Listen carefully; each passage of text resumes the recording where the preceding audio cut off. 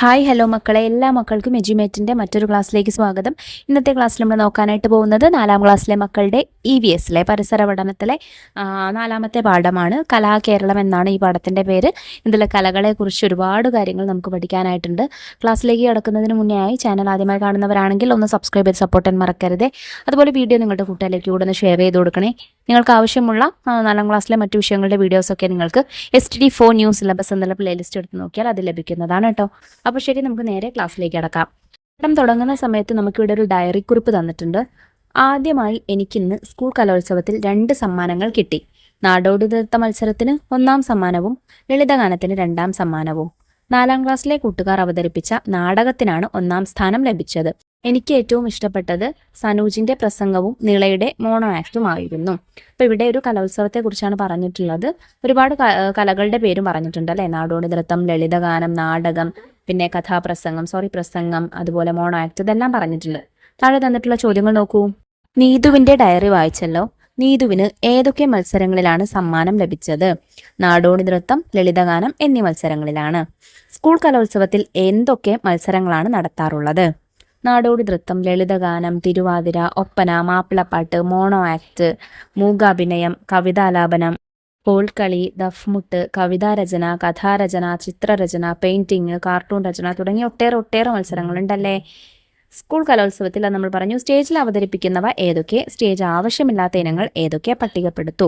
അപ്പോൾ നമ്മളിപ്പോൾ എഴുതിയിട്ടുള്ളതിൽ നമുക്ക് സ്റ്റേജിൽ അവതരിപ്പിക്കുന്നതും സ്റ്റേജിൻ്റെ ആവശ്യമില്ലാത്തതും രണ്ടായിട്ട് നോക്കാം കേട്ടോ. സ്റ്റേജ് ആവശ്യമുള്ളവ നാടോടി നൃത്തം, ലളിതഗാനം, തിരുവാതിര, ഒപ്പന, മാപ്പിളപ്പാട്ട്, മോണോ ആക്ട്, മൂകാഭിനയം തുടങ്ങിയവയൊക്കെയാണ്. സ്റ്റേജിൻ്റെ ആവശ്യമില്ലാത്തത് കവിതാരചന, കഥാരചന, ചിത്രരചന, പെയിന്റിങ്, കാർട്ടൂൺ രചന തുടങ്ങിയ രചനാ മത്സരങ്ങൾക്കൊന്നും സ്റ്റേജിൻ്റെ ആവശ്യമില്ല. പത്രത്തിൽ കലോത്സവ വിജയികളുടെ വർണ്ണചിത്രങ്ങൾ കണ്ട നിള അമ്മയോട് ചോദിച്ചു. തിരുവാതിരക്കളി പെൺകുട്ടികൾ മാത്രമാണോ അമ്മയെ അവതരിപ്പിക്കുന്നത്? അമ്മ: അതേ മോളെ, തിരുവാതിരക്കളി സ്ത്രീകളുടെ സംഘനൃത്തമാണ്. ധനുമാസത്തിലെ തിരുവാതിര ആഘോഷത്തിന്റെ ഭാഗമായാണ് ഇത് അവതരിപ്പിക്കുന്നത്. കത്തിച്ച നിലവിളക്കിന് ചുറ്റും നിന്ന് കൈകൊട്ടിയാണ് ഇത് കളിക്കുന്നത്. നിള: അമ്മേ, കലോത്സവത്തിൽ മാർഗംകളി അവതരിപ്പിച്ചപ്പോഴും നിലവിളക്കുണ്ടായിരുന്നല്ലോ. അമ്മ: അതെ, മാർഗം കളിക്കും നടുവിൽ നിലവിളക്ക് കത്തിച്ചു വയ്ക്കാറുണ്ട്. ക്രിസ്തുമത ചരിത്രം വിവരിക്കുന്ന പാട്ടുകളാണ് മാർഗം കളിക്ക് ആലപിക്കുന്നത്. മാർഗം കളിക്ക് ചട്ടയും മുണ്ടുമാണ് വേഷം. തിരുവാതിരയ്ക്ക് കേരളീയ വേഷമാണ് ധരിക്കുക. അമ്മ: സ്ത്രീകൾ വട്ടത്തിൽ നിന്ന് കളിക്കുന്ന മറ്റേതെങ്കിലും കലാരൂപം അറിയാമോ? നിള: ഒപ്പനയും വട്ടപ്പാട്ടുമൊക്കെ വട്ടത്തിലാണല്ലോ അവതരിപ്പിക്കുന്നത്. ശരിയാ, മുസ്ലിം സമൂഹത്തിൽ പ്രചാരത്തിലുള്ള ഒപ്പനയും വട്ടപ്പാട്ടും വട്ടത്തിൽ നിന്ന് തന്നെയാണ് അവതരിപ്പിക്കുന്നത്. ഒപ്പന കളിക്കുമ്പോൾ നടുവിൽ ഒരാളെ ഇരുത്തുന്നത് കണ്ടിട്ടില്ലേ? നിള: അത് കല്യാണ പെണ്ണിനെയല്ലേ. അമ്മ: അതെ, വിവാഹാഘോഷങ്ങളിലെ സംഘനൃത്തമാണല്ലോ ഒപ്പന. വധുവിന്റെ ചുറ്റും നിന്നാണ് നൃത്തം ചെയ്യുന്നത്. വട്ടപ്പാട്ട് ആരാണ് അവതരിപ്പിക്കുന്നതെന്നറിയാമോ? നിള: ആൺകുട്ടികളല്ലേ. അമ്മ: അതെ, പുരുഷന്മാരാണ് അവതരിപ്പിക്കുന്നത്. അതുകൊണ്ട് അതിനെ ആണൊപ്പന എന്നും പറയാറുണ്ട്. നിള: അമ്മേ, മംഗലം കളിയും വട്ടത്തിൽ നിന്നാണല്ലോ അവതരിപ്പിക്കുന്നത്. പത്രത്തിൽ അതിന്റെ ഫോട്ടോ ഉണ്ടല്ലോ. അമ്മ: മംഗലം കളി കാസർഗോഡ്, കണ്ണൂർ ജില്ലകളിലാണ് പ്രചാരത്തിലുള്ളത്. അതും കല്യാണത്തോടനുബന്ധിച്ച് അവതരിപ്പിക്കുന്ന കലാരൂപമാണ്. നിള: മംഗലം കളിയും സ്ത്രീകളല്ലേ കളിക്കുന്നത്. അമ്മ: പ്രധാനമായും സ്ത്രീകളുടെ സംഘമാണ് മംഗലം കളി അവതരിപ്പിക്കുന്നത്. പുരുഷന്മാർ പാട്ടുപാടുകയും കൈകൊട്ടുകയും ചെയ്യുന്ന കല്യാണക്കളി എന്നും ഇതിനു പേരുണ്ട്. തുടർന്ന് തെക്കൻ കേരളത്തിൽ പ്രചാരത്തിലുള്ള വില്ലടിച്ചാൻ പാട്ടിനെക്കുറിച്ചും അമ്മ വിവരിച്ചു. വാദ്യോപകരണം എന്ന നിലയിൽ തയ്യാറാക്കിയ വലിയ വില്ല്, കുടം, മണികെട്ടിയ കോൽ എന്നിവ ഉപയോഗിച്ച് താളമിട്ടുകൊണ്ടാണ് വില്ലടിച്ചാൻ പാട്ട് അവതരിപ്പിക്കുന്നത്. അംഗവിക്ഷേപങ്ങളും അഭിനയവും കൊണ്ട് പാട്ടിന് ദൃശ്യപൊലിമ വരുത്തുന്നു. ഇനി നമ്മളിപ്പോൾ പഠിച്ച കലകളെക്കുറിച്ച് അതിൻ്റെ ചില പ്രത്യേകതകൾ ഇവിടെ കൊടുത്തിട്ടുണ്ട്. നോക്കൂ. കേരളീയ വേഷം ധരിച്ച സ്ത്രീകൾ വട്ടത്തിൽ നിന്ന് പാട്ടുപാടി തിരുവാതിര കളിക്കുന്നു. മാർഗം കളിക്ക് ക്രിസ്തുമത ചരിത്രം വിവരിക്കുന്ന ഗാനങ്ങളാണ് ആലപിക്കുന്നത്. മണവാളന്റെ ഗുണഗണങ്ങൾ മണവാട്ടിക്ക് മുൻപിൽ ഒപ്പനപ്പാട്ടിലൂടെ അവതരിപ്പിക്കുന്നു. നായാട്ട്, തൊഴിൽ, അനുഷ്ഠാനങ്ങൾ എന്നിങ്ങനെ ജീവിതവുമായി ബന്ധപ്പെട്ട ഏതു കാര്യവും മംഗലം കളിപ്പാട്ടിന്റെ വിഷയമാകാം. വില്ലടിച്ചാൻ പാട്ട് വന്ദനഗാനത്തോടെയാണ് ആരംഭിക്കുന്നത്. തുടർന്ന് കഥാഗാനങ്ങളാണ് അവതരിപ്പിക്കുക. ഇനി നമ്മുടെ നാട്ടിലെ പ്രധാനപ്പെട്ട മറ്റൊരു കലാരൂപമാണ് തെയ്യം. തെയ്യത്തെക്കുറിച്ച് കുറച്ച് കാര്യങ്ങൾ നോക്കാം. കലാബോധവും ഈശ്വരഭക്തിയും സമ്മേളിക്കുന്ന അനുഷ്ഠാന കലയാണ് തെയ്യം. വടക്കൻ കേരളത്തിലാണ് തെയ്യം എന്ന കലാരൂപം പ്രചാരത്തിലുള്ളത്. ഇതിന് തെയ്യാട്ടം, കളിയാട്ടം എന്നീ പേരുകളുമുണ്ട്. ദൈവം എന്ന പദത്തിൽ നിന്നാണ് തെയ്യത്തിന്റെ ഉൽപ്പത്തി എന്ന് അഭിപ്രായമുണ്ട്. അതിനാൽ തെയ്യാട്ടം ദൈവത്തിന്റെ കോലം അഥവാ രൂപം കെട്ടിയ ആട്ടമാണെന്ന് പറയാം. നിയതമായ ഒരു അവതരണക്രമം തെയ്യാട്ടത്തിനുണ്ട്. പ്രധാന വാദ്യം ചെണ്ടയാണ്. കൂടാതെ മദ്ദളം, ഇലത്താളം, കൊമ്പ് എന്നിവയും ഉപയോഗിക്കുന്നു. വാദ്യമേളത്തിന്റെ താളത്തിനനുസരിച്ച് നടക്കുന്നതാണ് തെയ്യാട്ടം. ഇനി നമുക്ക് ചുവടെ കൊടുത്തിരിക്കുന്ന പദപ്രശ്നം ചിത്രങ്ങൾക്കും നിർദ്ദേശത്തിനും അനുസരിച്ച് പൂരിപ്പിക്കുക എന്നൊരു ചോദ്യം തന്നിട്ടുണ്ട്. പദപ്രശ്നത്തിന് വേണ്ട ചോദ്യങ്ങൾ താഴെ തന്നിട്ടുണ്ട്. നോക്കൂ. ഒന്നാമത്തെ ചിത്രം വലത്തോട്ട് 1 എന്ന് എഴുതിയത് ഒന്നാമത്തെ ചിത്രം എന്താണ്? മംഗലം കളിയുടെ ചിത്രമാണ്. പിന്നെ രണ്ടാമത്തെ ചിത്രം ഒപ്പനയാണ്. മൂന്നാമത്തെ ചിത്രം തെയ്യമാണ്. 4 തെയ്യത്തിന് ഉപയോഗിക്കുന്ന പ്രധാന വാദ്യോപകരണം ചെണ്ടയാണ്.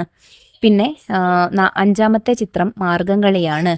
6-ാമത്തെ ചിത്രം തിരുവാതിരക്കളിയാണ്. 7 ഇനി താഴോട്ടാണ്. അതെന്താണ്? കഥകളിയാണ്. ചിത്രത്തിൽ കാണുന്ന നൃത്തരൂപങ്ങൾ ഏതൊക്കെയെന്ന് കണ്ടെത്തി എഴുതൂ. ഒന്നാമത്തെ നൃത്തരൂപം ഭരതനാട്യമാണ്. രണ്ടാമത്തേത് ചാക്യാർ കൂത്ത്. മൂന്നാമത്തേത് കേരള നടനം. 4-ാമത്തേത് നാടോടി നൃത്തം. ഈ കലാരൂപങ്ങളെക്കുറിച്ച് കൂടുതൽ വിവരങ്ങൾ ശേഖരിച്ച് എൻ്റെ പരിസര പഠന പുസ്തകത്തിൽ എഴുതൂ. നൃത്തരൂപങ്ങളുടെ ചിത്രങ്ങൾ ശേഖരിച്ച് പതിപ്പ് നിർമ്മിക്കൂ. അപ്പോൾ നമുക്ക് ആദ്യം ആ വർക്ക് ചെയ്യാം. പതിപ്പ് നിർമ്മിക്കുന്നത് മക്കൾ തനിയെ ചെയ്യേണ്ട കാര്യമാണ്. പക്ഷേ ഈ പഠിച്ച ഈ 4 കലാരൂപങ്ങളെക്കുറിച്ച് വിവരണം ഞാൻ എഴുതിത്തരാം. നോക്കൂ. ആദ്യം നമുക്ക് ഭരതനാട്യത്തെക്കുറിച്ച് എഴുതാം. ഭരതനാട്യം ദക്ഷിണേന്ത്യയിലെ പ്രത്യേകിച്ച് തമിഴ്നാട്ടിലെ ക്ഷേത്രങ്ങളിൽ നിന്ന് ഉത്ഭവിച്ച ഒരു ക്ലാസിക്കൽ നൃത്തരൂപമാണ്. ഭാവം, രാഗം, താളം, നാട്യം എന്നിവയിൽ നിന്നാണ് ഭരതനാട്യം എന്ന പേരുണ്ടായത്. ഈ നൃത്തരൂപം ആംഗ്യങ്ങളും ഭാവങ്ങളും ഉപയോഗിച്ച് കഥകൾ അവതരിപ്പിക്കുന്നു. ഇത് ഭരതമുനിയുടെ നാട്യശാസ്ത്രത്തെ അടിസ്ഥാനമാക്കിയുള്ളതാണ്. ഉത്ഭവം തമിഴ്നാട്ടിലെ ക്ഷേത്രങ്ങളിൽ നിന്നാണ് ഇതിന്റെ ഉത്ഭവം. പഴയകാലത്ത് ഇതിനെ ദാസിയാട്ടം എന്നറിയപ്പെട്ടിരുന്നു. അടിസ്ഥാനം ഭരതമുനിയുടെ നാട്യശാസ്ത്രം, അഭിനയദർപ്പണം എന്നീ ഗ്രന്ഥങ്ങളാണ് ഭരതനാട്യത്തിന് ആധാരം. ചാക്യാർ കൂത്ത് കേരളത്തിലെ അതിപ്രാചീനമായ ഒരു രംഗകലയാണ് ചാക്യാർ കൂത്ത്. കൂത്ത് പരമ്പരാഗതമായി ചാക്യാർ സമുദായത്തിലെ അംഗങ്ങളാണ് അവതരിപ്പിക്കുക. അതുകൊണ്ട് ചാക്യാന്മാരുടെ കൂത്ത് എന്ന അർത്ഥത്തിലാണ് ഈ പേര് നിലവിൽ വന്നത്. ഇത് ഒരു ഏകാംഗ കലാരൂപമാണ്. ഒന്നിൽ കൂടുതൽ ചാക്യാന്മാർ ചേർന്ന് സംസ്കൃത നാടകങ്ങൾ അവതരിപ്പിക്കുന്നതിനെ കൂടിയാട്ടം എന്നും വിളിക്കുന്നു. ഭാസൻ തുടങ്ങിയ മഹാകവികളുടെ സംസ്കൃത നാടകങ്ങളെ ഉപജീവിച്ച് നാട്യശാസ്ത്ര വിധി പ്രകാരം അഭിനയിക്കപ്പെടുന്ന കലാരൂപമാണ് ഇത്. ചാക്യാന്മാരും അവരുടെ കലാസബരികളും നൂറ്റാണ്ടുകൾക്ക് മുൻപ് വടക്കൻ കേരളത്തിലെ പെരിഞ്ചല്ലൂർ പ്രദേശത്ത് മാത്രമാണ് ഉണ്ടായിരുന്നതെന്നും തുടർന്നുള്ള 18 ചാക്യാർ കുടുംബങ്ങൾ അവിടെ നിന്ന് കേരളത്തിന്റെ വിവിധ ഭാഗങ്ങളിലേക്ക് കുടിയേറിയതാണെന്നും പറയപ്പെടുന്നുണ്ട്. ഇനി കേരള നടനത്തെക്കുറിച്ച് നോക്കാം. കേരള നടനം ഗുരു ഗോപിനാഥ് കഥകളിയെ അടിസ്ഥാനപ്പെടുത്തി ചിട്ടപ്പെടുത്തിയ നാട്യരൂപമാണ് കേരള നടനം. കേരള നടനം സർഗാത്മക നൃത്തരൂപമാണ്. അതേസമയം അതിന്റെ അടിസ്ഥാനം ശാസ്ത്രീയമാണ്. കഥകളിയെ അടിസ്ഥാനപ്പെടുത്തി ഉണ്ടാക്കിയ കഥകളി നടനമാണ് കേരള നടനമായി വളർന്നത്. ശാസ്ത്രീയമായ സർഗാത്മക നൃത്തം ഒരു പക്ഷേ കേരള നടനം മാത്രമായിരിക്കും. ഗുരു ഗോപിനാഥും രാഗിണി ദേവിയും ഉണ്ടാക്കിയെടുത്ത നൃത്തരൂപമാണെങ്കിലും അത് ഇന്ത്യൻ നൃത്തകലയുടെ ക്ലാസിക്കൽ പാരമ്പര്യത്തിൽ വേരുറച്ചു നിൽക്കുന്നു. കേരള നടനം ഇന്ത്യക്കകത്തും പുറത്തുമുള്ള കലാസ്വാദകർക്ക് കാണിച്ചു കൊടുത്തത് ഇന്ത്യൻ നൃത്തകലയുടെ സാർവലൗകിക ഭാഷയാണ്. ഹൈന്ദവ പുരാണ ഇതിഹാസങ്ങൾ മാത്രമല്ല, മനുഷ്യനെ കുറിക്കുന്ന, സമൂഹത്തെ കുറിക്കുന്ന ഏത് വിഷയവും ഇന്ത്യൻ നൃത്തകലയ്ക്ക് വഴങ്ങുമെന്ന് ആദ്യമായി തെളിയിച്ചത് ഗുരു ഗോപിനാഥും അദ്ദേഹം ഉണ്ടാക്കിയ കേരള നടനവുമായിരുന്നു. ഇനി അടുത്തത് നാടോടി നൃത്തത്തെക്കുറിച്ച് നോക്കാം. നാടോടി നൃത്തം ഒരു രാജ്യത്തിലെയോ പ്രത്യേക പ്രദേശത്തിലെയോ ജനങ്ങളുടെ ജീവിത രീതികളെ പ്രതിഫലിപ്പിക്കുന്ന നൃത്തമാണ് നാടോടി നൃത്തം എന്ന് അറിയപ്പെടുന്നത്. നാടോടി നൃത്തകലകൾ അവ അവതരിപ്പിക്കുന്ന ജനവിഭാഗത്തിന്റെ ജീവിതവുമായും അവർക്ക് ലഭ്യമായ സാമൂഹിക സാഹചര്യങ്ങളുമായും ബന്ധപ്പെട്ടിരിക്കുന്നവയാണ്. നൃത്തത്തിന്റെ സാംസ്കാരിക വേരുകൾക്ക് പ്രാധാന്യം നൽകേണ്ടി വരുമ്പോൾ വംശീയ, പരമ്പരാഗത എന്നീ പദങ്ങൾ ഉപയോഗിക്കപ്പെടുന്നു. ഈ അർത്ഥത്തിൽ മിക്കവാറും എല്ലാ നാടോടി നൃത്തങ്ങളും വംശീയമാണ്. പരമ്പരാഗത സംഗീതത്തിനനുസരിച്ച് പ്രൊഫഷണൽ പരിശീലനമില്ലാത്ത ആളുകൾ ചെയ്യുന്ന നൃത്തമാണ് ഇത്. നൃത്തം ചെയ്യുന്നത് സാധാരണയായി നാടോടി നൃത്ത സമ്മേളനങ്ങളിലോ സാമൂഹിക പ്രവർത്തനങ്ങളിലോ ആണ്. അപ്പോൾ ഞാൻ എഴുതിയിട്ടുള്ള ഈ 4 കലാരൂപങ്ങളെക്കുറിച്ചും കുറച്ച് വൈഡായിട്ട് എഴുതിയിട്ടുണ്ട്. നിങ്ങൾക്ക് ആവശ്യമുള്ള പോയിന്റുകൾ മാത്രം എടുത്ത് ഇതിനെ വേണമെങ്കിൽ ചുരുക്കി എഴുതാം. നീതുവിന് കലോത്സവത്തിന് 2ാം സ്ഥാനം ലഭിച്ചത് ഏതിനത്തിനാണ്? ലളിതഗാനത്തിനാണ് അല്ലേ? ലളിതഗാനം പോലെ സംഗീതത്തിനു മാത്രം പ്രാധാന്യമുള്ള മറ്റേതൊക്കെ സംഗീത രൂപങ്ങളുണ്ട്? ഒരെണ്ണം തന്നിട്ടുണ്ട്, കർണാടക സംഗീതം. ഇതുകൂടാതെ ശാസ്ത്രീയ സംഗീതം, നാടൻ പാട്ട്, മാപ്പിളപ്പാട്ട്, പദ്യം ചൊല്ലൽ അഥവാ കവിതാലാപനം ഇതെല്ലാം സംഗീതത്തിന് പ്രാധാന്യം നൽകുന്ന കലാരൂപങ്ങളാണ്. ചുവടെ കൊടുത്തിരിക്കുന്ന വായ്ത്താരി എല്ലാവരും ചേർന്ന് പാടിയാലോ? ഓ തിത്തിത്താര തിത്തിത്തൈ തിത്തൈ തകതേതേതോ. തുടർന്നുള്ള വരികൾ പാടി നോക്കൂ. നമുക്കറിയാം, എല്ലാവർക്കും പരിചിതമായ നാടൻ പാട്ടാണ്. ഓ തിത്തിത്താര തിത്തിത്തൈ തിത്തൈ തകതേതേതോ അല്ലേ? അങ്ങനെയാണ് ഇത് വരുന്നത്.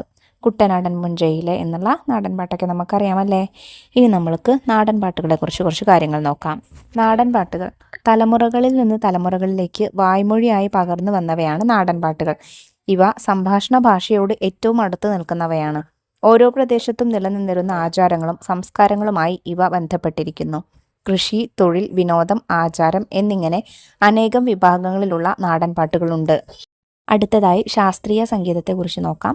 കൃത്യമായ ആലാപന രീതികളോടും ചിട്ടകളോടും കൂടി അവതരിപ്പിക്കുന്ന സംഗീത വിഭാഗമാണ് ശാസ്ത്രീയ സംഗീതം. ശാസ്ത്രീയ സംഗീതത്തിന്റെ 2 വിഭാഗങ്ങളായ കർണാടക സംഗീതത്തിനും ഹിന്ദുസ്ഥാനി സംഗീതത്തിനും കേരളം വലിയ സംഭാവനകൾ നൽകിയിട്ടുണ്ട്. സംഗീതജ്ഞനായ ഭരണാധികാരിയായിരുന്നു സ്വാതി തിരുനാൾ. മലയാളം, ഹിന്ദി, തമിഴ്, തെലുങ്ക്, കന്നഡ എന്നീ ഭാഷകളിലായി 500-ലധികം കൃതികൾ അദ്ദേഹം രചിച്ചിട്ടുണ്ട്. ഇനി സംഗീതവുമായി ബന്ധപ്പെട്ട മറ്റൊരു കലാരൂപമാണ് മാപ്പിളപ്പാട്ട്. മുസ്ലിം സമൂഹത്തിൽ ഏറെ പ്രചാരമുള്ള പാട്ടുകളാണ് മാപ്പിളപ്പാട്ടുകൾ. വടക്കൻ കേരളത്തിലെ മുസ്ലിങ്ങൾ ഉപയോഗിച്ചിരുന്ന പ്രത്യേക മലയാള ഭാഷയിലാണ്, അഥവാ അറബി മലയാളം എന്നാണ് ആ ഭാഷയെ പറയുന്നത്. ഈ അറബി മലയാളം ഭാഷയിലാണ് മാപ്പിളപ്പാട്ടുകൾ കൂടുതലും രചിച്ചിട്ടുള്ളത്. മോയിൻകുട്ടി വൈദ്യരാണ് മാപ്പിളപ്പാട്ട് രചയിതാക്കളിൽ പ്രമുഖൻ. സ്കൂൾ കലോത്സവത്തിൽ പെൻസിൽ ഡ്രോയിങ്, പെയിന്റിംഗ് തുടങ്ങിയ മത്സരങ്ങളിൽ നിങ്ങൾ പങ്കെടുത്തിട്ടുണ്ടോ? ഈ ചിത്രങ്ങൾ കണ്ട് പരിചയമുണ്ടോ? നോക്കൂ, താഴെ തന്നിരിക്കുന്ന 2 ചിത്രങ്ങളും പ്രശസ്ത ചിത്രകാരനായിട്ടുള്ള രാജാ രവിവർമ്മ വരച്ച ചിത്രങ്ങളാണ്. ലോകപ്രശസ്ത ചിത്രകാരനും കേരളീയനുമായ രാജാ രവിവർമ്മ വരച്ച ചിത്രങ്ങളാണിവ. ആധുനിക ചിത്രകലയെ കേരളത്തിന് പരിചയപ്പെടുത്തിയത് അദ്ദേഹമാണ്. സാങ്കേതിക വിദ്യ ഉപയോഗിച്ച് രാജാ രവിവർമ്മയുടെ ചിത്രങ്ങൾക്ക് ചലനശേഷി നൽകിയ വീഡിയോ കണ്ടിട്ടുണ്ടോ? ഇല്ലെങ്കിൽ ടീച്ചറുടെ സഹായത്തോടു കൂടിയിട്ട് നിങ്ങൾക്കത് കണ്ടു നോക്കാവുന്നതാണ്. രാജാ രവിവർമ്മ വരച്ച ചിത്രങ്ങളുടെ പകർപ്പുകൾ ശേഖരിച്ച് സ്കൂളിൽ ഒരു ചിത്ര പ്രദർശനം സംഘടിപ്പിക്കും. അപ്പം അദ്ദേഹം വരച്ച കുറച്ച് ചിത്രങ്ങൾക്ക് ഉദാഹരണം ഞാനിവിടെ കൊടുക്കുന്നുണ്ട്. നോക്കൂ മക്കളെ, നിങ്ങൾക്ക് ഇത് പ്രിൻ്റ് എടുത്ത് ക്ലാസ്സിൽ പതിപ്പ് പോലെ തയ്യാറാക്കി കൊടുക്കാവുന്നതാണ്. ഉത്സവങ്ങൾ, ആഘോഷങ്ങൾ. പൂരം കാണാൻ കൊണ്ടുപോകണമെന്ന് അമ്മയോട് പറയണം. കേരളത്തിലെ പ്രധാനപ്പെട്ട ഉത്സവങ്ങളിൽ ഒന്നാണ് തൃശ്ശൂർ പൂരം. ഉത്സവങ്ങളിൽ പങ്കെടുക്കാൻ നിങ്ങൾക്ക് ഇഷ്ടമാണല്ലോ. നിങ്ങളുടെ നാട്ടിലും ഉത്സവങ്ങളില്ലേ? തീർച്ചയായും ഉണ്ടായിരിക്കും അല്ലേ? ഏതൊക്കെയാണ് അവ? നിങ്ങളുടെ നാട്ടിലുള്ള ഉത്സവങ്ങളുടെ പേരുകൾ നിങ്ങൾക്ക് എഴുതി കൊടുക്കാം. അവയെക്കുറിച്ച് വിവരങ്ങൾ ശേഖരിച്ച് ചുമർ പത്രിക തയ്യാറാക്കൂ. അപ്പം ഞാൻ നിങ്ങളുടെ നാട്ടിലുള്ള പ്രധാനപ്പെട്ട ഉത്സവങ്ങളെക്കുറിച്ച് എഴുതിയാൽ മതി. ഞാനിവിടെ കേരളത്തിൽ പൊതുവായി നമ്മൾ ആഘോഷിക്കുന്ന കുറച്ച് ഉത്സവങ്ങളുടെ കുറിച്ച് ചെറിയ ചെറിയ കാര്യങ്ങൾ തരാം. നിങ്ങളുടെ നാട്ടിലുള്ള ഉത്സവം അതിലുണ്ടെങ്കിൽ നിങ്ങൾക്ക് അത് എഴുതി കൊടുക്കാവുന്നതാണ് കേട്ടോ. പ്രധാനപ്പെട്ട ആദ്യത്തെ ഉത്സവമാണ് ഓണം. കേരളത്തിന്റെ ദേശീയോത്സവമാണ് ഇത്. വിളവെടുപ്പിന്റെയും മഹാബലി രാജാവിന്റെ തിരിച്ചുവരവിന്റെയും സ്മരണയ്ക്കായി ഇത് ആഘോഷിക്കുന്നു. പൂക്കളം, ഓണസദ്യ, വള്ളംകളി, പുലികളി എന്നിവ ഇതിന്റെ ഭാഗമാണ്. രണ്ടാമത്തേത് തൃശ്ശൂർ പൂരം. കേരളത്തിലെ ഏറ്റവും വലിയ ക്ഷേത്രോത്സവങ്ങളിൽ ഒന്നാണ് ഇത്. വർണ്ണാഭമായ ആനകളുടെ ഘോഷയാത്രയ്ക്കും വാദ്യോപകരണങ്ങളുടെ സംഗീതത്തിനും പേരുകേട്ടതാണ്. വിഷു. മലയാളം കലണ്ടർ അനുസരിച്ച് പുതുവർഷ ആരംഭമാണ് വിഷു. കണികാണൽ, കൈനീട്ടം, വിഷു സദ്യ എന്നിവ ഇതിന്റെ ഭാഗമാണ്. ആറ്റുകാൽ പൊങ്കാല. തിരുവനന്തപുരത്തെ ആറ്റുകാൽ ഭഗവതി ക്ഷേത്രത്തിൽ നടക്കുന്ന സ്ത്രീകളുടെ ഉത്സവമാണിത്. ലക്ഷക്കണക്കിന് സ്ത്രീകൾ പങ്കുകൊള്ളുന്ന ഈ ചടങ്ങ് ലോകത്തിലെ ഏറ്റവും വലിയ സ്ത്രീ ഉത്സവങ്ങളിൽ ഒന്നാണ്. അടുത്തത് ക്രിസ്തുമസ്. ക്രിസ്തുമസ് ദിനത്തിൽ കേരളത്തിലെ ക്രിസ്ത്യൻ വിഭാഗക്കാർ ആഘോഷിക്കുന്ന പ്രധാന ഉത്സവമാണിത്. പള്ളികളിലെ പ്രത്യേക പ്രാർത്ഥനകളും കുടുംബ സംഗമങ്ങളും ഇതിന്റെ ഭാഗമാണ്. അടുത്തത് ഈസ്റ്റർ. യേശുക്രിസ്തുവിന്റെ പുനരുത്ഥാനത്തിന്റെ ഓർമ്മ ആഘോഷിക്കുന്ന ഈ ഉത്സവം കേരളത്തിലെ ക്രിസ്ത്യൻ വിശ്വാസികൾക്ക് പ്രധാനപ്പെട്ടതാണ്. ശബരിമല ഉത്സവങ്ങൾ, ശബരിമല ക്ഷേത്രത്തിലെ മകരവിളക്ക്, മാളികപ്പുറത്തമ്മയുടെ ഉത്സവങ്ങൾ തുടങ്ങിയവയാണ്. കൊടുങ്ങല്ലൂർ ഭരണി. കൊടുങ്ങല്ലൂർ ഭഗവതി ക്ഷേത്രത്തിലെ പ്രസിദ്ധമായ ഉത്സവമാണ് ഇത്. മറ്റൊരു ഉത്സവമാണ് ഭീമാപള്ളി ഉറൂസ്. തിരുവനന്തപുരത്തെ ഭീമാപള്ളി ഉറൂസ് മുസ്ലിങ്ങൾ പ്രധാനമായും ആഘോഷിക്കുന്ന ഉത്സവമാണ്. പട്ടാമ്പി നേർച്ച. പാലക്കാട് ജില്ലയിലെ പട്ടാമ്പിയിൽ നടക്കുന്ന മുസ്ലിം ഉത്സവമാണ് ഇത്. നവരാത്രി, ദീപാവലി, ശിവരാത്രി, തിരുവാതിര ഇവ ഹൈന്ദവ വിശ്വാസികൾ ആഘോഷിക്കുന്ന പ്രധാന ദിവസങ്ങളാണ്. അടുത്തത് മുഹറം. മുസ്ലിം കലണ്ടറിലെ ആദ്യ മാസമാണിത്. ഈ മാസത്തിൽ അനുസ്മരണ ചടങ്ങുകൾ നടക്കുന്നുണ്ട്. മാവേലി നാടു വണിയിടും കാലം, മനുഷ്യരെല്ലാവരും ഒന്നുപോലെ, ആമോദത്തോടെ വസിക്കും കാലം, ആപത്തങ്ങാർക്കും മുട്ടില്ലാതാനും. ഈ ഓണപ്പാട്ട് കേട്ടിട്ടുണ്ടല്ലോ. തുടർന്നുള്ള വരികൾ കൂടി കണ്ടെത്തി ഈണത്തിൽ പാടൂ. മാവേലി നാടു വണിയിടും കാലം, മനുഷ്യരെല്ലാവരും ഒന്നുപോലെ, ആമോദത്തോടെ വസിക്കും കാലം, ആപത്തെങ്ങാർക്കും മുട്ടില്ലതാനും. ആധികൾ വ്യാധികളൊന്നുമില്ല, ബാലമരണങ്ങൾ കേൾപ്പാനില്ല, 10,000 ആണ്ടിപ്പതെല്ലാം 10,000 നിറവതല്ലേ. എല്ലാ കൃഷികൾക്കുമെന്ന പോലെ നെല്ലിനും 100 വിളവതെന്നും, ദുഷ്ടരെ കൺകൊണ്ടു കാൺമാനില്ല, നല്ലവരല്ലാതെ ഇല്ല പാരിൽ. ആലയമൊക്കെയും ഒന്നുപോലെ, ഭൂലോകമൊക്കെയും ഒന്നുപോലെ, നല്ല കനകം കൊണ്ടെല്ലാവരും നല്ല ആഭരണം അണിഞ്ഞ കാലം. നാരിമാർ ബാലന്മാർ മറ്റുള്ളവരും നീതിയോടെങ്ങും വസിച്ച കാലം. കള്ളവുമില്ല, ചതിയുമില്ല, നെള്ളോളമില്ല, പൊളിവചനം. വെള്ളിക്കോലാദികൾ നാഴികളും എല്ലാം കണക്കിനു തുല്യമത്രേ. കള്ളപ്പറയും ചെറുനാഴിയും കള്ളത്തരങ്ങൾ മറ്റൊന്നുമില്ല. നല്ല മഴ പെയ്യും വേണ്ടുന്നേരം, നല്ല പോലെ എല്ലാ വിളവും ചേരും. മാവേലി നടുവണിടും കാലം, മനുഷ്യരെല്ലാവരും ഒന്നുപോലെ. ഇത് നല്ല മനോഹരമായ ഈണത്തിൽ മക്കൾ ചൊല്ലി നോക്കുക. നിങ്ങൾക്ക് ഈണം കിട്ടുന്നില്ലെങ്കിൽ സഹായത്തിന് യൂട്യൂബിൽ നല്ല ഈ രീതിയിൽ പാടിയ ആളുകളുടെ പാട്ടുകളൊക്കെ കേൾക്കാട്ടോ. അത് എടുക്കാം, എന്നിട്ട് പഠിക്കുക കേട്ടോ. നിളയുടെ സ്കൂളിലെ ഓണാഘോഷത്തിൻ്റെ ചിത്രങ്ങൾ ശ്രദ്ധിക്കൂ. നമ്മുടെ ദേശീയോത്സവമാണല്ലോ ഓണം. നിങ്ങളുടെ സ്കൂളിലും വീട്ടിലും എങ്ങനെയൊക്കെയാണ് ഓണം ആഘോഷിക്കുന്നതെന്ന് എൻ്റെ പരിസര പഠന പുസ്തകത്തിൽ എഴുതൂ. ആദ്യം നമുക്ക് ഓണം ആഘോഷിക്കുന്ന വിധം എങ്ങനെയാണെന്ന് എഴുതാം. ആദ്യത്തെ പ്രത്യേകത പൂക്കളമാണ്. ഓണത്തിൻ്റെ ആദ്യ ദിവസമായ അത്തം മുതൽ ഓണം വരെ വീടിൻ്റെ മുൻപിൽ പൂക്കളം ഒരുക്കുന്നു. ഓരോ ദിവസവും പൂക്കളം വലുതാക്കുന്നു. ഓണസദ്യ. പ്രധാന ദിവസമായ തിരുവോണത്തിന് വാഴയിലയിൽ വിളമ്പുന്ന വിഭവസമൃദ്ധമായ സദ്യയാണ് ഓണസദ്യ. ഇത് സാധാരണയായി 9 മുതൽ 13 വിഭവങ്ങൾ വരെ ഉണ്ടാകാം. ഓണക്കളികൾ. പുരുഷന്മാർ തലപ്പന്തുകളി, അമ്പെയ്ത്ത് തുടങ്ങിയ കളികളിൽ ഏർപ്പെടുന്നു. സ്ത്രീകൾ പൂക്കളം ഒരുക്കുന്നതിലും കൈകൊട്ടിക്കളി പോലുള്ള നൃത്തങ്ങളിലും ഏർപ്പെടുന്നു. പുലികളി. പുലിവേഷം ധരിച്ച് നടത്തുന്ന നൃത്തമാണിത്. വള്ളംകളി. പരമ്പരാഗത ചുണ്ടൻ വള്ളങ്ങളിൽ മത്സരിക്കുന്ന ജലമേളയാണ് വള്ളംകളി. മറ്റു ചടങ്ങുകൾ. മഹാബലി രാജാവിനെ സ്വീകരിക്കാനുള്ള ഒരുക്കമായി വീടുകളിൽ വാമനന്റെയും മഹാബലിയുടെയും പ്രതിമകൾ സ്ഥാപിക്കാറുണ്ട്. ചിലയിടങ്ങളിൽ അത്തച്ചമയം പോലുള്ള ഘോഷയാത്രകളും നടത്താറുണ്ട്. ചിത്രത്തിൽ കാണുന്ന ആഘോഷങ്ങളെക്കുറിച്ച് കൂടുതൽ വിവരങ്ങൾ ശേഖരിച്ച് കുറിപ്പ് തയ്യാറാക്കുക. ആദ്യം നമുക്ക് തന്നിട്ടുള്ള ചിത്രം നോക്കൂ. ക്രിസ്തുമസ് ആണ് അല്ലേ? ക്രിസ്തുമസിന്റെ കുറച്ച് പ്രത്യേകതകൾ നോക്കൂ. ക്രിസ്തുമസ് അഥവാ നത്താൾ ക്രിസ്തീയ കലണ്ടർ പ്രകാരമുള്ള പുണ്യദിനമാണ്. യേശുക്രിസ്തുവിന്റെ ജനനമാണ് ഈ ദിവസത്തിൽ അനുസ്മരിക്കപ്പെടുന്നത്. ലോകമെമ്പാടും ഡിസംബർ 25 ക്രിസ്തുമസ് ആയി കണക്കാക്കുന്നത്. എന്നാൽ ചില ക്രിസ്തീയ സഭകളിൽ മറ്റു ചില ദിവസങ്ങളിലാണ് ഈ ആഘോഷം. ക്രിസ്തീയ ഭൂരിപക്ഷമുള്ള രാജ്യങ്ങളിൽ ക്രിസ്തുമസ് ഏറ്റവും പ്രധാനപ്പെട്ട ആഘോഷമാണ്. ക്രിസ്തുമസ് ആഘോഷങ്ങളും ആചാരങ്ങളും ഓരോ ദേശത്തും വ്യത്യസ്തവുമാണ്.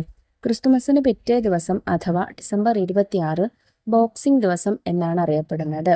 ക്രിസ്തുമസ് ആഘോഷിക്കാൻ സാധാരണയായി ചെയ്യുന്ന കാര്യങ്ങൾ എന്തൊക്കെയാണ്? വീട് അലങ്കരിക്കുക. വീടുകൾ ക്രിസ്തുമസ് ലൈറ്റുകൾ, പുൽക്കൂടുകൾ, നക്ഷത്രങ്ങൾ, ബലൂണുകൾ എന്നിവ ഉപയോഗിച്ച് അലങ്കരിക്കുന്നു. ക്രിസ്തുമസ് ട്രീ ഒരുക്കുക. വീടിനുള്ളിൽ ക്രിസ്തുമസ് ട്രീ വെച്ച് അതിൽ വർണ്ണാഭമായ അലങ്കാരങ്ങൾ തൂക്കുന്നു. സമ്മാനങ്ങൾ കൈമാറുക. ക്രിസ്തുമസ് ആഘോഷത്തിന്റെ പ്രധാന ഭാഗമാണ് സമ്മാനങ്ങൾ കൈമാറുന്നത്. കൂടാതെ സീക്രട്ട് സാന്റ പോലുള്ള കളികളിലൂടെയും സമ്മാനങ്ങൾ പങ്കുവയ്ക്കാം. പ്രത്യേക ഭക്ഷണം. ക്രിസ്തുമസിന്റെ ഭാഗമായി പലതരം വിഭവങ്ങൾ തയ്യാറാക്കി കുടുംബാംഗങ്ങളോടും സുഹൃത്തുക്കളോടും ഒപ്പം ഒരുമിച്ചിരുന്ന് ഭക്ഷണം കഴിക്കുന്നു. പാതിരാ കുർബാന. ക്രിസ്തുമസ് തലേ ദിവസം അർദ്ധരാത്രിയിൽ നടക്കുന്ന പാതിരാ കുർബാനയിൽ പങ്കുചേരുന്നത് ഒരു പ്രധാന ആഘോഷമാണ്. കരോൾ ഗാനങ്ങൾ. ക്രിസ്തുമസ് സംബന്ധമായ ഗാനങ്ങൾ ആലപിക്കുന്നതും ക്രിസ്തുമസ് ആഘോഷത്തിന്റെ ഭാഗമാണ്. പുൽക്കൂട്. ക്രിസ്തുവിന്റെ ജനനം അനുസ്മരിപ്പിക്കുന്ന പുൽക്കൂടുകൾ വീടുകളിലും പള്ളികളിലും ഒരുക്കാറുണ്ട്. സാന്താക്ലോസ്. കുട്ടികൾക്ക് സമ്മാനങ്ങൾ നൽകുന്ന സാന്താക്ലോസിന്റെ ഇതിഹാസം ക്രിസ്തുമസ് ആഘോഷങ്ങളുടെ ഭാഗമാണ്. രണ്ടാമതായി തന്നിട്ടുള്ള ചിത്രം ഈദിന്റെ ചിത്രമാണ്, അഥവാ പെരുന്നാളിന്റെ ചിത്രമാണ്. പെരുന്നാളിന്റെ കുറച്ച് പ്രത്യേകതകൾ നോക്കാം. പെരുന്നാൾ. ഈദ് ആഘോഷിക്കുന്നത് റമദാൻ മാസത്തിലെ നോമ്പിന് ശേഷം പെരുന്നാൾ നമസ്കാരത്തോടെയാണ്. നമസ്കാരത്തിന് മുൻപായി ഗോമിസല്ലി പോലുള്ള മധുര വിഭവങ്ങൾ കഴിക്കാറുണ്ട്. ശേഷം എല്ലാവരും പരസ്പരം ആശ്ലേഷിക്കുകയും ബന്ധുക്കളെയും സുഹൃത്തുക്കളെയും സന്ദർശിക്കുകയും ചെയ്യുന്നു. ഓരോരുത്തർക്കും ഈദ് ആഘോഷിക്കാൻ അവരുടേതായ രീതികളുണ്ട്.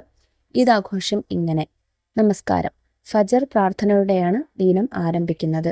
ഈദ് നമസ്കാരം രാവിലെയാണ് നടക്കുന്നത്. ഭക്ഷണം. നമസ്കാരത്തിന് ശേഷം മധുര പലഹാരങ്ങൾ കഴിക്കുന്നത് പതിവാണ്. ഇതിനു പുറമെ പരമ്പരാഗത വിഭവങ്ങളും ഉണ്ടാക്കാറുണ്ട്. ആശംസകൾ. നമസ്കാരത്തിന് ശേഷം പരസ്പരം ആലിംഗനം ചെയ്ത് സന്തോഷം പങ്കുവയ്ക്കുന്നു. സന്ദർശനം. ബന്ധുക്കളെയും സുഹൃത്തുക്കളെയും സന്ദർശിച്ച് ആശംസകൾ കൈമാറുന്നു. അപ്പോൾ ഓണത്തെക്കുറിച്ചും പെരുന്നാളിനെ കുറിച്ചും ക്രിസ്തുമസിനെ കുറിച്ചൊക്കെ കുറച്ച് വൈഡായിട്ട് വിശദീകരിച്ച് എഴുതിയിട്ടുണ്ട്. നിങ്ങൾക്ക് ആവശ്യമുള്ള പോയിന്റുകൾ മാത്രം എടുത്ത് ഇത് എന്ത് ചെയ്യുക, ചുരുക്കി വേണമെങ്കിൽ എഴുതാവുന്നതാണ്. നിങ്ങൾക്ക് പങ്കെടുക്കാൻ ഇഷ്ടമുള്ള മറ്റു ഉത്സവങ്ങളും ആഘോഷങ്ങളുമില്ലേ? അവ ഏതൊക്കെയാണെന്ന് കുറിക്കൂ, കൂട്ടുകാരോട് പങ്കുവെക്കൂ. ഇനി നമുക്ക് വിലയിരുത്താം ചോദ്യങ്ങൾ നോക്കാം. ചോദ്യം 1, യോജിക്കുന്നവ വരച്ചു ചേർക്കൂ. ആദ്യത്തെ കോളത്തിൽ എഴുതിയിട്ടുള്ളത് നോക്കൂ. ഓട്ടൻതുള്ളലിന്റെ ഉപജ്ഞാതാവ്, മാപ്പിളപ്പാട്ട് രംഗത്തെ പ്രമുഖൻ, ലോകപ്രശസ്ത ചിത്രകാരൻ, സംഗീതജ്ഞനായ ഭരണാധികാരി. രണ്ടാമത്തെ കോളത്തിൽ എഴുതിയിട്ടുള്ളത് രാജാ രവിവർമ്മ, സ്വാതി തിരുനാൾ, മോയിൻകുട്ടി വൈദ്യർ, കുഞ്ചൻ നമ്പ്യാർ. നമുക്കിത് യോജിപ്പിച്ചു കൊടുക്കാം. ഓട്ടൻതുള്ളലിന്റെ ഉപജ്ഞാതാവ് കുഞ്ചൻ നമ്പ്യാരാണ്. മാപ്പിളപ്പാട്ട് രംഗത്തെ പ്രമുഖൻ മോയിൻകുട്ടി വൈദ്യരാണ്. ലോകപ്രശസ്ത ചിത്രകാരൻ രാജാ രവിവർമ്മയാണ്. സംഗീതജ്ഞനായ ഭരണാധികാരി സ്വാതി തിരുനാളാണ്. ചോദ്യം 2, കേരളത്തിലെ പ്രധാനപ്പെട്ട പ്രാദേശിക കലകൾ ഏതെല്ലാം? കുറിപ്പ് തയ്യാറാക്കൂ. ആദ്യത്തേത് തെയ്യം. വടക്കൻ കേരളത്തിലെ ഒരു പ്രധാനപ്പെട്ട അനുഷ്ഠാന കലാരൂപമാണിത്. കഥകളി കേരളത്തിന്റെ തനതായ ഒരു ശാസ്ത്രീയ നൃത്തരൂപമാണിത്. ഓട്ടൻതുള്ളൽ കുഞ്ചൻ നമ്പ്യാർ രൂപം കൊടുത്ത ഈ കലാരൂപം സാമൂഹിക വിമർശനത്തിന് പ്രാധാന്യം നൽകുന്നു. കാവടിയാട്ടം സുബ്രഹ്മണ്യ ക്ഷേത്രങ്ങളുമായി ബന്ധപ്പെട്ട ഒരു അനുഷ്ഠാന കലാരൂപമാണിത്. തിറ തെയ്യത്തിന് സമാനമായ ഒരു കലാരൂപമാണിത്. പ്രധാനമായും കാവുകളിലാണ് ഇത് നടത്തുന്നത്. പടയണി ഭദ്രകാളി ക്ഷേത്രങ്ങളുമായി ബന്ധപ്പെട്ട ഒരു അനുഷ്ഠാന കലാരൂപമാണിത്. കോൽക്കളി വടക്കൻ കേരളത്തിൽ പ്രചാരത്തിലുള്ള ഒരു സംഘനൃത്തമാണിത്. അപ്പോൾ ഇത്രയും കാര്യങ്ങളാണ് കേട്ടോ മക്കളെ നിങ്ങൾക്ക് ഈ ചെറിയ ചാപ്റ്ററിൽ പഠിക്കാനായിട്ടുള്ളത്. പാഠഭാഗവും അതിൽ ചെയ്ത ആക്ടിവിറ്റീസും ക്വസ്റ്റ്യൻ ആൻസേഴ്സും ഒക്കെ മക്കൾക്ക് എല്ലാവർക്കും മനസ്സിലായിട്ടുണ്ടെന്ന് വിശ്വസിക്കുന്നു. വീഡിയോ ഉപകാരപ്രദമായിട്ടെങ്കിൽ നിങ്ങളുടെ കൂട്ടുകാരിലേക്കൂടെ നമ്മുടെ ക്ലാസ്സിൽ നിന്ന് ഷെയർ ചെയ്ത് കൊടുക്കണേ. അതുപോലെ 4ാം ക്ലാസ്സിലെ മറ്റു വിഷയങ്ങളുടെ വീഡിയോസിന് വേണ്ടി നമ്മുടെ ചാനൽ ഒന്ന് സബ്സ്ക്രൈബ് ചെയ്ത് വെക്കാനും മറക്കരുത്. ഇന്നത്തെ ക്ലാസ്സിനെ കുറിച്ചുള്ള അഭിപ്രായങ്ങൾ കമൻറ്റ് ബോക്സിലൂടെ അറിയിക്കാനും മറക്കരുത്. അപ്പോൾ ശരി, നമുക്ക് അടുത്ത ക്ലാസ്സുമായി വീണ്ടും കാണാം. താങ്ക്